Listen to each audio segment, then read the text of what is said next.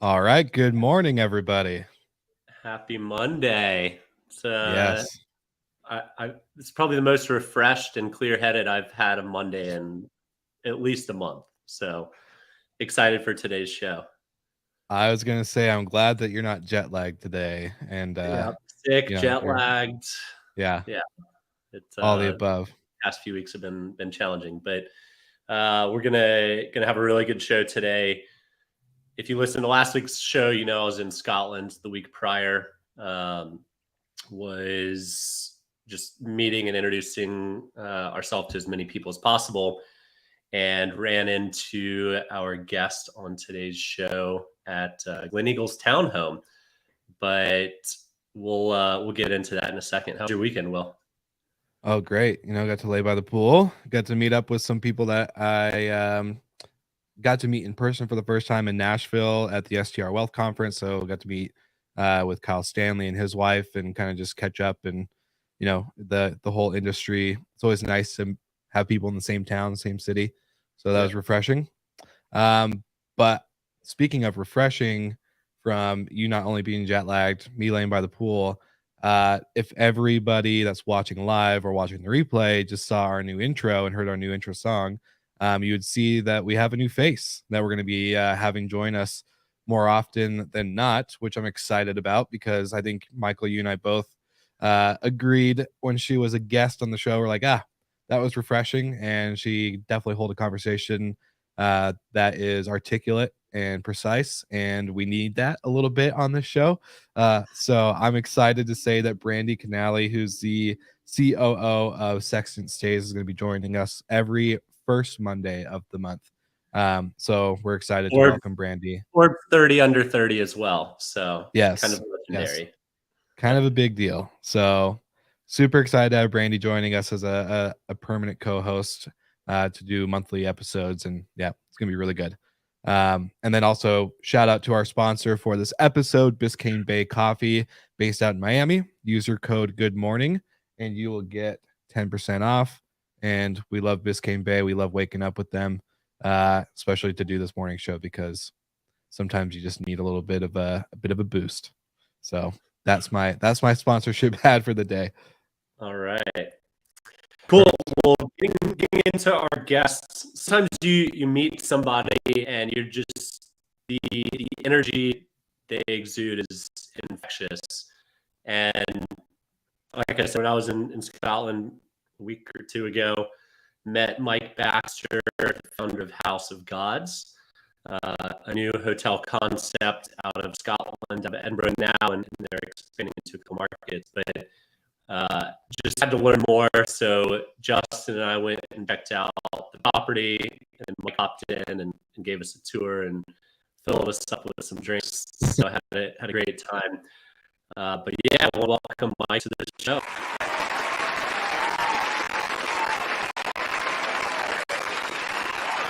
Hi guys. Mike, welcome to Good Morning Hospitality. Good afternoon. Yeah, thank you. For you. Thank you. Yeah, it's a little later in the afternoon. Yeah, so I've had about 5 or 6 coffees by now. So yeah, I'm ready to go. I'm ready to go. Nice, perfect. Mike. Well, so when we met, this whole concept of old meets new, luxury accessibility for luxury travelers, but there's a big twist to it. Can you share a lot about kind of your journey and how you got to this brand that you've built to 50,000 followers on Instagram in 18 months? Yeah, absolutely. So it's an interesting one, obviously, anybody that hears the name House of Gods, I think the instant reaction is that a hotel? That just doesn't make any sense at all, And I think in doing that, what we wanted to do is we wanted to create a name that was really kind of stopped you in your tracks, made you have a little bit of think about what was going to be on offer here. And we've created House of Gods, but it's kind of like give you a sort of idea of how this is kind of developed is that I was the kid at school that was always trying to hawk you a ticket to something. I would rent nightclubs and try and sell tickets to my friends. And so I've come from a kind of nightclub background that developed into bars and really fun spaces. And when I decided to create a House of Gods, I really wanted to kind of like take that real kind of entertainment vibe and kind of merge it with a hotel. And House of Gods, you mentioned the kind of opulence and the old world kind of decadence of it. We tried to create somewhere that felt kind of very, very special. Somewhere that was very kind of immersive, and you would come in and you would feel like you were falling down the rabbit hole, that you were kind of lost in like an old world hotel. And then we kind of we brought that together with the kind of nightclub vibe, so we then kind of like twisted it with neon and cocktails, all the rest, and just came up with this kind of like incredibly immersive experience for a hotel. And of course, we had to give it a very suitable name, and that was House of Gods. Yeah, the name is very suitable. Will, if I told you there's a 22 unit hotel that doesn't have a single window in any of the rooms, and the square footage of the hotel room is slightly larger than a king size bed, what do you think the ADR would be? Oh yeah. Without knowing the rest of like the House of God vibe, right? The cocktails, the old meets Just new. on that description. Yeah, just on that, I would be like, I think it's a dungeon cell. I'd be like, it's where people get held captive. So probably very, very low ADR. Very low ADR. Mike, what are you guys pumping out? Well, yeah, I mean, our ADR sits at around 200 Wow. sterling. So that would be what, 250, 260 US dollars. Wow. So it's quite That's an very ADR, impressive. but like a lot of our so when you say held captive, I mean, we do like to hold people captive for the right reasons. Mike, you mentioned getting lost. It's very easy to get lost in the upper chambers of the absolutely. property. So yeah. So I mean, I think that we're not selling we don't really look at it like we're selling an accommodation solution. We look at it as though we're selling an experience. So I don't really consider our competition to be what the local 4-star boutique hotel is doing, or any of the other offers. I kind of view that way of selling a room is more like a commoditization, and that's what the OTAs do. They bracket you into a price bracket, and you maybe there's some difference in the aesthetic or the overall offer. What we're selling is much more of an experience. So from the moment you step into the hotel, we like to leave the reality and your everyday world behind you, and every single touch in the hotel is it's very maximalist, it's very decadent, it's very hedonistic, it's very over the top. And people walk in, you're handed a glass of champagne the moment you arrive. We have buttons in the room that you can press, and the butler comes running with champagne anytime you like. We have in-room cocktail experiences. There's a little cocktail bar in your room. Now, it's not only about alcohol. There's you can do pizza too. It's also very, very luxurious and very relaxing, and the quality of everything in the room is absolutely second to none. From velvet on the walls to marble on the floors. I mean, we have the TVs are hidden behind mirrors. There's, I mean, just like every imaginable luxury we throw into this room and in the experience. And we have quite a number of staff just running around constantly, ensuring that the time that you spend with us in the hotel is just the best time you're going to ever have. Like it's really a case of kind of for the 20 odd hours you're with us, you very much live your best life. And I think you alluded to our success on Instagram. I mean, a lot of that a lot of that's user generated. like everybody that comes has their photo, takes their house of God's photos. They come down to the bar. I often joke that because there's a kind of a feeling of being on, say, the Orient Express when you come into the hotel. I often joke that people kind of arrive like, just every day, in their gym shoes, like wearing a pair of jeans and a t-shirt and a pulling their trolley. Maybe they've got a bottle of wine underneath their arm in case a bar's too expensive, and they come to reception. You can see them looking around and already kind of like loosening up and getting into the whole vibe of the place. We start with the glass of champagne, take them to their room, and then we make a bar booking for them later in the evening. And I often joke that those customers that came in just try to leave their everyday behind, they float down to the bar like Leonardo DiCaprio and Kate Winslet arriving in the Titanic for the main ball. It's absolutely fantastic. You can just see that people have they're living the experience, and that's what we do. And much as it sounds a very impressive ADR, there's a significant amount of work that goes into that overall experience, and regarding the windows and the kind of and that side of it, that we essentially, what we do is we block the light in the rooms using like old Crittall style windows. And the reason for that is really that yeah, fair enough. If you're renting a hotel in Hyde Park in London and you open your windows on the balcony out to Hyde Park, that might be quite a nice view. But as we all know, 99% of hotels, you'll probably be looking at a car park, and that's not the that doesn't really lend itself to the experience, and that's what we try to do. We try to leave reality behind.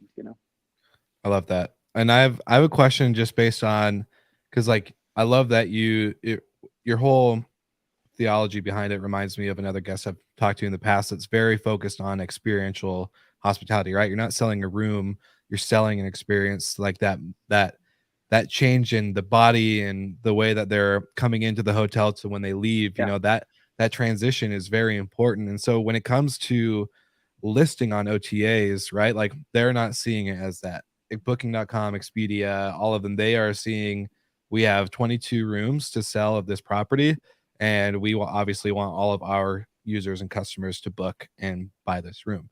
So how is it for you guys controlling that experience and that brand standard, the kind of what to expect before arrival? How do you set that tone beforehand? Of course. I mean, the challenge for us, especially in a city like Edinburgh, where you have as much international travel as you do, is that we really have to really onboard. So if somebody comes to us through Booking.com, we actually have quite a low OTA. So at the moment it's sitting about 25%. It's a lot higher than it would normally be, and that is a result of like then really a huge surge in international travel that's happening in Edinburgh and has happened over the last couple of months. But what we try to do very, very quickly is start communicating with that OTA guest. We use a number of bits of software to start communicating. We try and we have a really fun package. It's called Treat Me Like I'm Famous, and you essentially once you purchase your room for the evening, we kind of like create this kind of really kind of like fun value proposition where we'll give you a call prior to your arrival, and to ask what time you might be arriving so that we can disperse the paparazzi. And we always like sometimes if a customer's coming down the corridor, maybe we'll kind of lower our heads a little bit, because we want to treat people really like deities. Like everybody loves the idea of like a little bit of fame, even if it's just for 12 hours. So we really kind of play up to that.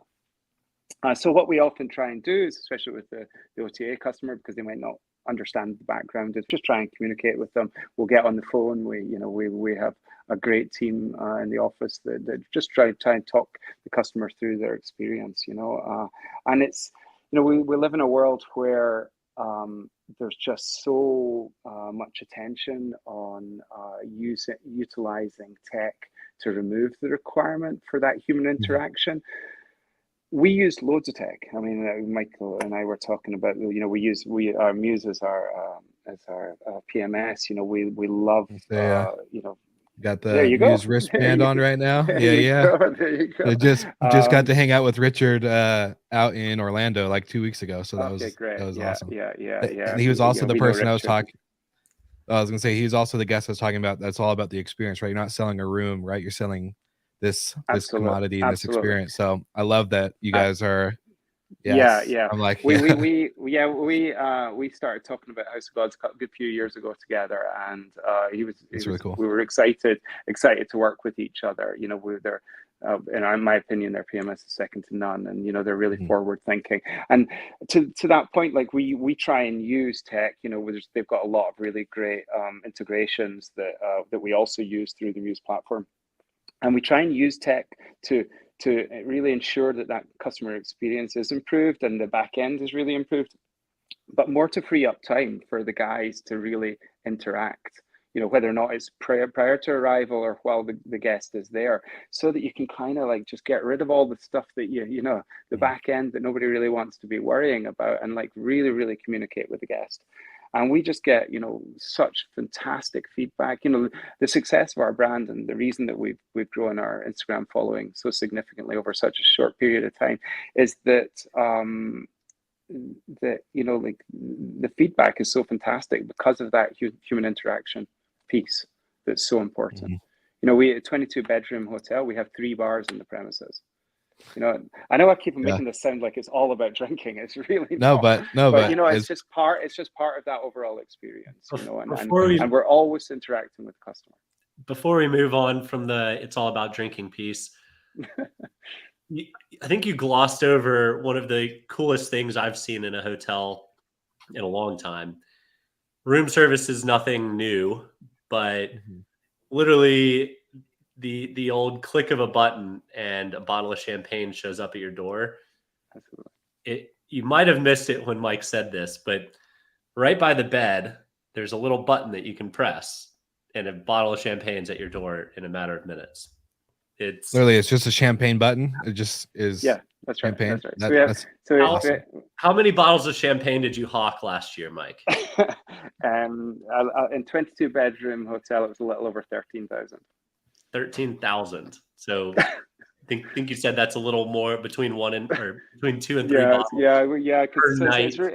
It's a lot to do with it's package related. You know, like so these treat me like I'm famous. You know, so the way that we see our brand is, and as I was saying earlier about, you know, we don't consider ourselves a commodity. Our niche is very much you know, birthdays, celebrations, anniversaries, proposals. You know, we've had like just loads and loads of proposals, and you know, as a result, that button gets pressed quite a few times. The button's actually fun. There's also a button for your breakfast. So we deliver the breakfast to the rooms so that people don't have to get out of bed. So we deliver a hamper. We do we've got a kitchen, and you just order from like a kind of really fun bagel menu. It's in New York deli style, and it's just, we partner with a local brand. We brought them into you know, they do it best. Actually, it's a friend who's from Montreal who's brought a bagel brand across here, and you know, so they're the best in the town doing that. We have and we also have a fun button at the end, which is milk and cookies. So if you press it, the butler will come running with your milk and cookies at around midnight, and you know, it's fun. Like, you see people getting all dressed up in their jammies, ready for their pajamas, rather, ready for their milk and cookies. Like, it's a big treat. You know, it's like adults, like, you know, playing like kids. It's fun. And really fun. What's the average cost on milk and cookies, on a breakfast, on a champagne? All these sort of things we just throw into it's all part of the experience. Yeah. So they come along with, we try to so you know, anybody, you know, if you've got the right money, you can go out and buy luxury anywhere. Yeah, so you can go and stay at you know, there's some fantastic hotels in Scotland. You can spend thousands of dollars a night, and I think that one of the things that that makes people nervous about that kind of stay is you don't know what you're in for. right? So yeah, you might know what you're in for with your ADR. That's, you know, you may have got a great deal on the ADR because I'm staying on a Tuesday in February. But then when you go down to the restaurant, the Michelin star restaurant, you know, it doesn't recognize that it's a Tuesday in February.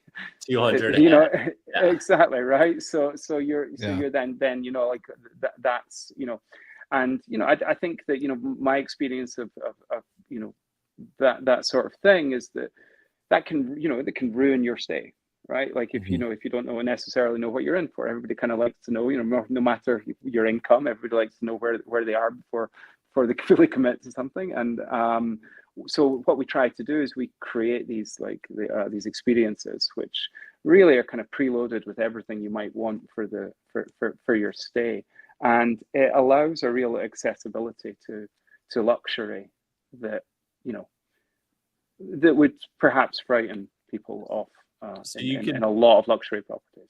So you can book a room, or you can book Treat Me Like I'm Famous, and then all the buttons come included. Absolutely, you get there's the bar tab in the bar. We have a fun thing called a Millionaire's Cocktail, where somebody comes to your room and makes a cocktail for you in your room. There's a lot of different personalization. You know, this is it's a work in progress as well. We're always kind of like, you know, changing things up, trying new things. You know, it's yeah, you know, I'm going to go like tell you a little bit, I suppose, where this all came from. It was actually, it all started one day when I was showing somebody around the hotel as we were building. So we had the name, we kind of knew what we were going to do with the vibe. And I was showing somebody around the hotel, and they said, you know, this looks like the sort of place Johnny Depp would stay. And just straight off the bat, I said, well, actually, what we're going to do is we're going to have this package called Treat Me Like I'm Famous, so you can pretend to be Johnny Depp. And I just, you know, it's one of those kind of things that just comes to you as you, you know, mid-conversation. Afterwards, after he left, this chap was actually kind of going to invest, so I thought, oh God, I better do it now. And then, so we came up with this Treat Me Like I'm Famous package, and you know, we launched it, and it did well. But really, during the pandemic was when we kind of really honed our skills with this, because, you know, you needed to, like, in the UK, we were closed for 3 months, the first like sort of wave, and then another 3 months the second. But when we were allowed to be open, it was under, like, there was significant restrictions. And the restrictions were mainly around, you know, the use of like public spaces for bars and things. Can't play music, you can't dance. So you weren't allowed, in Scotland was the only place in the world you weren't allowed to play music, just in case, I don't know, music. Anyway, we've all got our opinions on that, right? I won't make this political. But the yeah, so yeah, we had to kind of like come up with all these. So basically, every time Nicola Sturgeon, who looks after our country for us here, would announce a new restriction. We used to call it like Creative Tuesdays, because we'd have to kind of like sit around the office and like pivot and reimagine our business like in about an afternoon, right? So we would come up with like variances on these experiences that we could do. And one of the really fun ones that we did was we weren't allowed to open the bar anymore, but we still wanted people to come to the hotel. So we sold rooms with what we called our HOG sound system, right? And what would happen is you would, at like 10 o'clock at night, you would message the hotel. Now we use WhatsApp as our communication in the hotel. It's really fun because we can send silly gifts to the customers and things, and it's really, you get some great back and forth banter with the customers. It's just really fun. And so you would start the experience, and next thing you know, you get a knock at the door, and we've got a Marshall amplifier blasting Welcome to the Jungle by Guns N' Roses into the room. We filled the corridor with smoke. There's like flashing lights, and then the bartender's dressed as Axl Rose, and like the drinks that you've got are like in skull glasses and everything like this. So was the start of your cocktail experience. We did a Notorious B.I.G. Hypnotize one where we sprayed you with House of God's money.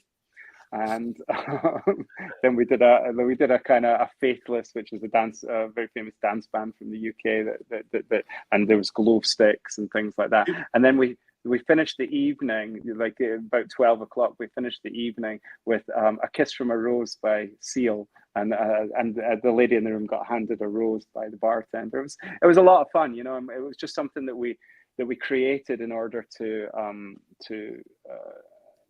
solve the issue that we had. And I mean, we operated at 100% occupancy then, like every day that we were able to open, which is, you know, cannot be said for a lot of hotels, which was, you know, it allowed us to thrive, to survive, and actually to thrive, because these experiences, I mean, we opened 6 months prior to COVID, right? So it was like literally the worst time to open a hotel with, you know, capex overspend and all the rest of it. And, you know, and it really sculpted the business, and it's, you know, we've taken that with us, and it allows us, everything we do today is like, it's definitely some way influenced that, you know, we've become very agile as a business as well. We're able to kind of like pivot very, very quickly. And, you know, it's really made everybody really think about what we do in a very, very different way.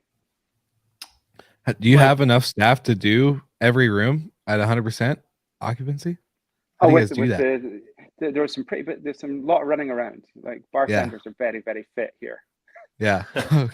Down the stairs. That's incredible. 2 questions that came out of that, Mike. I'm one that goes to bed early.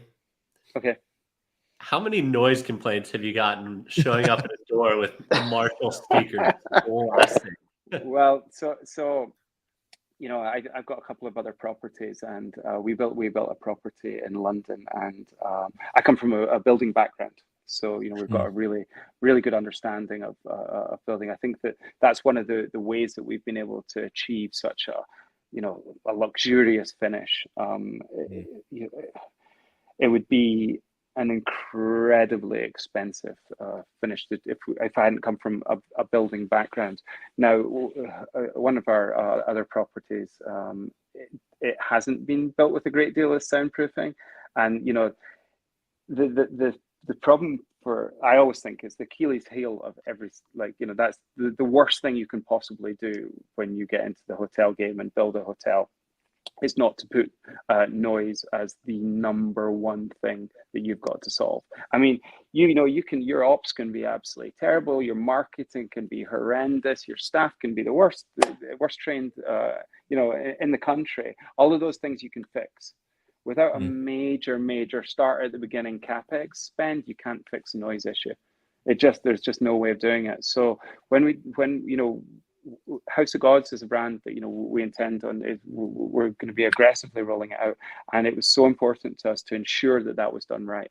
So we have an in-house architect team in the office. Obviously, come from a building background. We employ a lot of people that are, you know, very, very smart guys that are you know, great builders, and you know, we really solved the sound problem. So it's a box within a box and within a box, and we have we have acoustic foam on the walls that's covered in velvet. The doors, I mean, you can barely lift the doors. Just everything. We went belt and braces. You know, actually, another reason for that is we're located right in the heart of the kind of fun part of Edinburgh. So there's a lot of kind of like ambient noise past sort of like 12 o'clock in the area, and we just wanted to be sure that, you know, like, you've got to have that great night's sleep. And you know, if I want away from it all, I'll come down and stay at the hotel, because it doesn't matter what's going on. You're in a little cocoon. You know, it's absolutely, it's, you know, I can really get into it, you know, but you know, yeah, absolutely, we never had any problem with the noise whatsoever. So you would be welcome to come and sleep past 10 o'clock, but we wouldn't allow you to do that before 10. We wouldn't allow you to do that anyway. There's too much booze to drink. Fair enough. And then last question before we get into rapid fire. I should have grabbed the copy that I nicked from your hotel, but do you have a copy of your cocktail menu? I actually do, yes. Here you go. That's show off a few pages here. Yeah. Okay, no problem. And explain what went into it. Right. So the idea is that essentially it's like a kind of styled like Vogue magazine, and each of the cocktails is essentially a story of rock and roll excess and debauchery, like, but mainly hotel stories.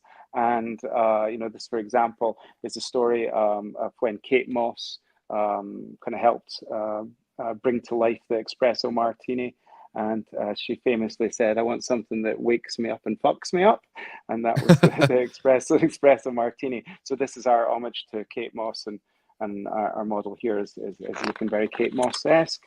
This is our Oasis one, Champagne Supernova, and this is a story about Oasis basically smashing up hotel rooms. Nightclubber here. I'm trying to think. This is our Guns N' Roses one. As you can imagine, there's a really fun story about Slash and Axl Rose getting up to no good. So yeah, it's a really fun. This is our homage to Chanel number 5. So we're waiting for the cease and desist to come in on that.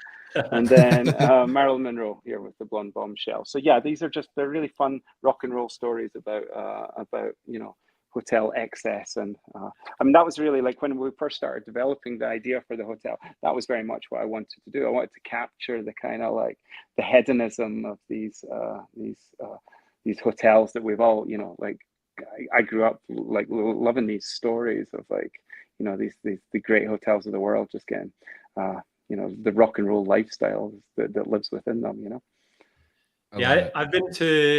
I love a good cocktail bar. I've been to some of the top cocktail bars in the world, and I've never seen a menu as cool and scale as that one. So I've got a copy at home. That's very kind. Thank you. Stuck one in the bag, and you just admitted to it on live air, so I love it. Mike gave me the okay. He gave me the okay. That's like Mike's just now finding out right now. He's like, "Damn, it got me." It cost us 50 pounds each. Damn it. Yeah, that's super good. Cool. All right. Well, let's move into some quick rapid fire that we do with every one of our guests. So we'll ask you a question, keep it brief, and then I'll hit you with a few. Will hit you with a few, and then we'll wrap up. Okay. So, beer or cocktail? Oh, cocktail. Champagne or cocktail? Oh, as I get older, champagne. Okay. Morning or night owl? Night owl.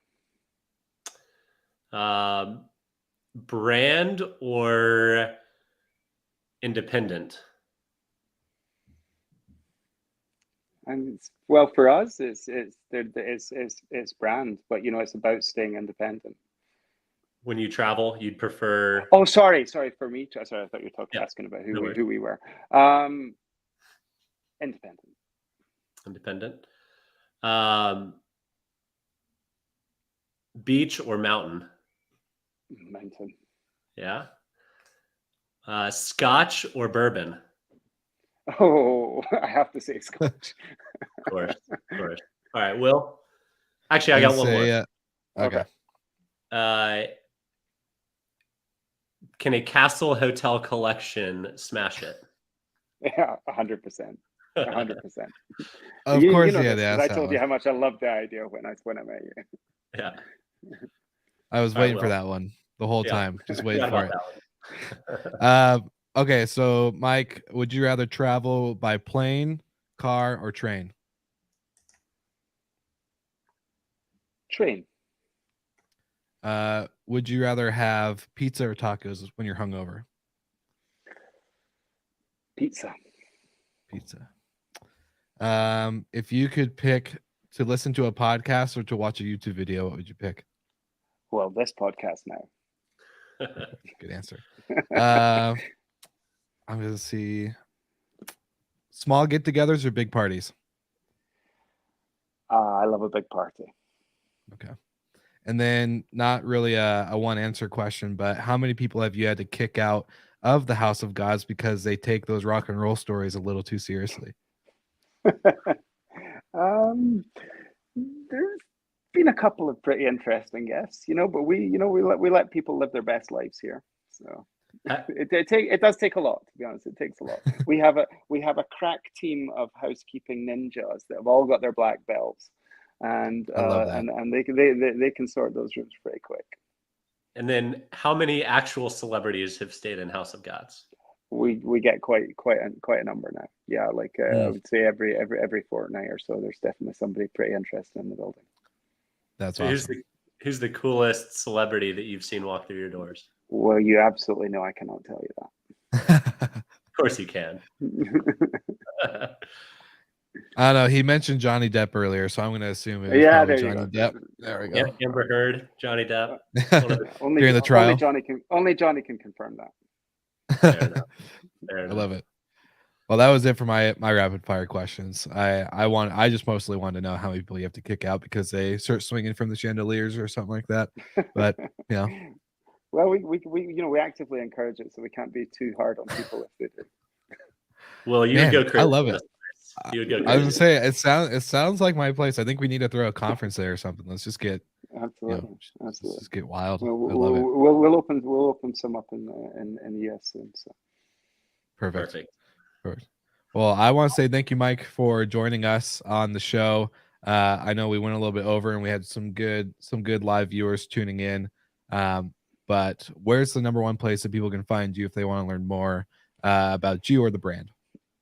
houseofgodshotel.com is the easy one to find out, and following us on Instagram. So our handles at House of Gods Hotel. And yeah, perfect. Too easy. All right, everybody. Well, I think this was a great episode. Thanks for joining us, and we'll see everyone again next week. Thanks very much, guys.